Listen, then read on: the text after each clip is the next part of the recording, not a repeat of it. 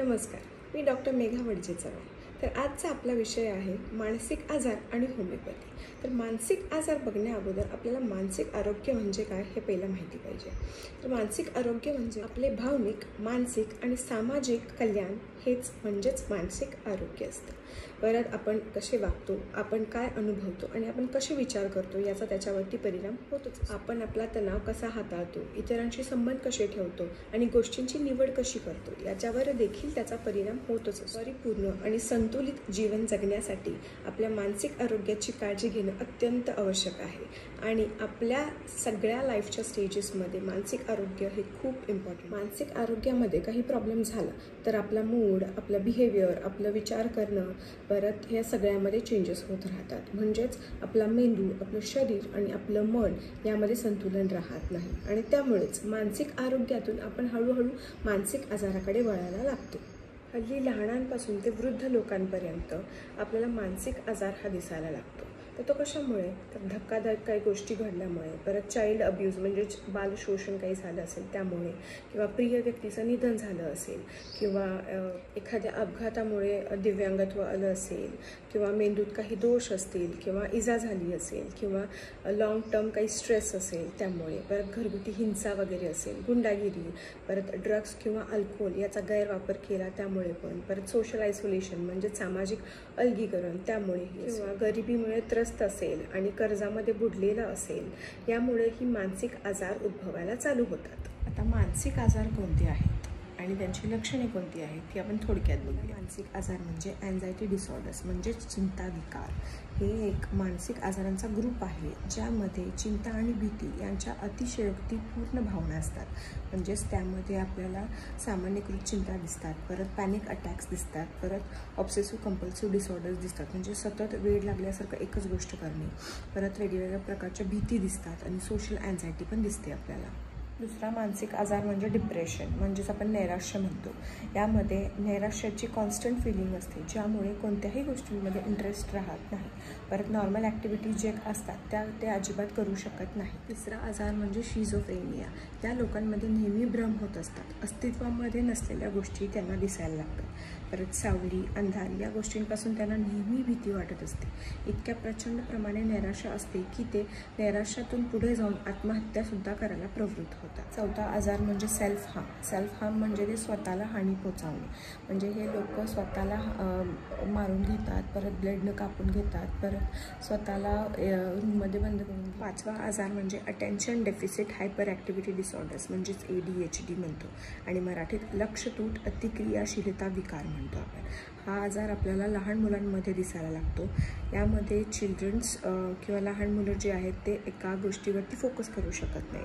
परत सतत गोष्टी विसरतात, परत रिस्की कामं करायला लागतात, परत वस्तू कशीही फेकून देतात, त्या तोडतात, मोडतात, परत सतत बडबडत राहतात, एका ठिकाणी बसत नाहीत, म्हणजे स्थिरता त्या लहान मुलांमध्ये राहत नाही.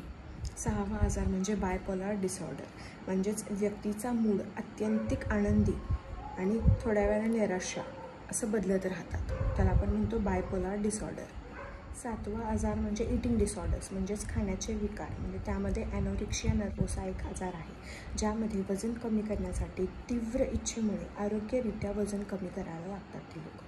परत बिंज ईटिंग डिसऑर्डर्स किंवा आपण त्याला बुलिमिया नर्वोसा पण म्हणतो. म्हणजे त्यामध्ये सतत खाण्याचा आजार असतो, वरचेवर अनियंत्रित भूक लागते, त्यानंतर अपराधीपणासारखी मानसिक प्रतिक्रिया ते लोक देतात. का म्हणून एक ईटिंग डिसऑर्डर आहे ज्यामध्ये प्लॅस्टिक, पेपर, कॉपर, सिगरेटचे ते पडलेले बट असतात ते, परत घाण, कपडे, पेंट्स, सोप किंवा खडू, पेन्सिल, ग्लास, माती, लाकूड, दगड, केस, हे सगळ्या गोष्टी लहान मुलं खाताना आपल्याला दिसायला लागतात. त्याला आपण पिका म्हणतो. आठवा आजार म्हणजे सुसाईड अँड सुसायडल बिहेवियर, म्हणजे त्या लोकांमध्ये आत्महत्येची तीव्र भावना असते.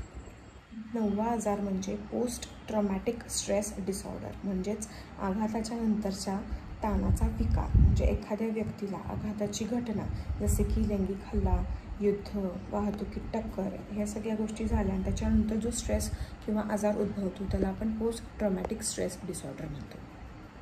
या सगळ्या मानसिक आजारांची लक्षणं म्हणजे जास्त खाणे, परत जास्त झोपणे किंवा कमी खाणे कमी झोपणे, परत लोकांपासून लांब राहणे म्हणजे एकटं बसून राहणे, परत अंगामध्ये त्राण नसणे, काही करायची इच्छा न होणे, परत सतत स्मोकिंग, सतत ड्रिंकिंग आणि ड्रग्स जास्त प्रमाणात घेणे, परत कन्फ्यूज स्टेटमध्ये सतत असणे, कुठलीही गोष्ट व्यवस्थित त्यांना न कळणे, परत गोष्टी विसरणे, परत नेहमी चिडचिड करणे, परत अपसेट राहणे, परत सतत चिंता, सतत भीती, नंतर घरच्यांशी किंवा बाहेरच्यांशी विनाकारण भांडणे, मूड स्विंग्स सतत होतात, त्यामुळे रिलेशनशिपमध्ये प्रॉब्लेम्स येऊ शकतात. या सगळ्या मानसिक आजारांवर होमिओपॅथी हा एकमेव मार्ग आहे ज्याद्वारे रुग्णाला त्रास होत असलेल्या सर्व चिन्हे आणि लक्षणे काढून टाकून संपूर्ण आरोग्याची स्थिती परत मिळवता येते.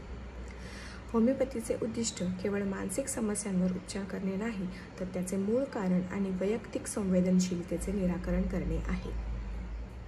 होमिओपॅथीची औषधे अशा मानसिक आजारांवर अतिशय परिणामकारकरित्या कार्य करतात. त्याचे मुख्य कारण असे की होमिओपॅथीची औषधे ही अतिशय सूक्ष्म मात्रेमध्ये निरोगी माणसांवर सिद्ध केलेली असतात. ही औषधे कुठल्याही प्राण्यांवर सिद्ध केलेली नसतात. निरोगी माणसांवर औषधे सिद्ध केली गेली असल्यामुळे औषध सिद्धतेच्या सिद्धांतानुसार निरोगी माणसे औषधांमुळे जे मानसिक बदल होतात ते व्यवस्थित सांगू शकतात. औषध सिद्धतेला नियमानुसार मानसिक लक्षणे ही भावनिक पातळीवर म्हणजेच इमोशनल लेवल, परत बौद्धिक पातळीवर म्हणजेच इंटलेक्च्युअल लेवल, परत इच्छाशक्ती म्हणजेच विल आणि सद्सद विवेक बुद्धी म्हणजेच अंडरस्टँडिंग या पातळ्यांवरती नोंदवली जातात. होमिओपॅथीची औषधं ही शुद्ध, सुरक्षित व गुणकारीही असतात. जर तुम्हाला मानसिक आजारांवरती होमिओपॅथिक उपचार करायचा असेल तर तुम्ही मला खाली दिलेल्या नंबरवरती निसंकोचपणे मेसेज किंवा कॉल करू शकता किंवा नमो हरी होमिओ क्लिनिकला भेट देऊ शकता. थँक्यू.